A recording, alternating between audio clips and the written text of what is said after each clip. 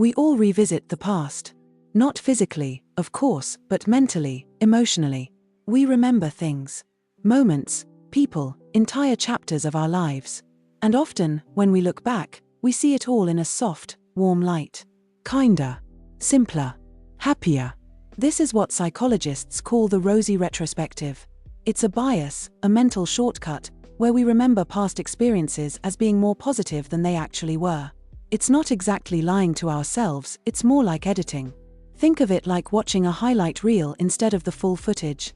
We don't recall every detail. We remember what felt good, what stood out, what made an impression. And over time, the negative parts fade, while the good parts stay vivid. That's why childhood often feels idyllic, even if it wasn't. Why a difficult job or a tough relationship might seem better when looking back. Why we talk about the good old days with such attachment. But the truth is, those good old days, they were just regular days. Some good, some bad, some boring. Just like now. So why does our brain do this? One theory is that it helps us cope. Life is full of ups and downs.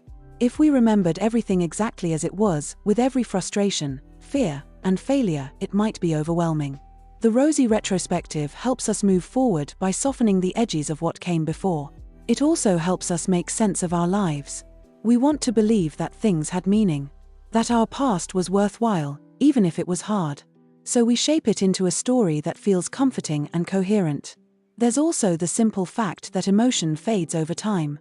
We tend to remember events without the intensity we felt in the moment. Take as an example a past argument with a friend. It probably felt huge back then. Now, it's just a memory.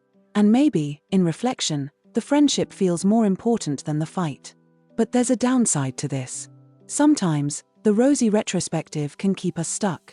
We idealize the past so much that we become dissatisfied with the present. We compare today's messiness to a version of the past that was never real to begin with. And that can make it hard to move on, to grow, to appreciate what we have right now. The danger is not in remembering, but in forgetting that memory is selective, that we're seeing through a filter. So what can we do? We can appreciate the value of this bias, how it helps us find joy and meaning.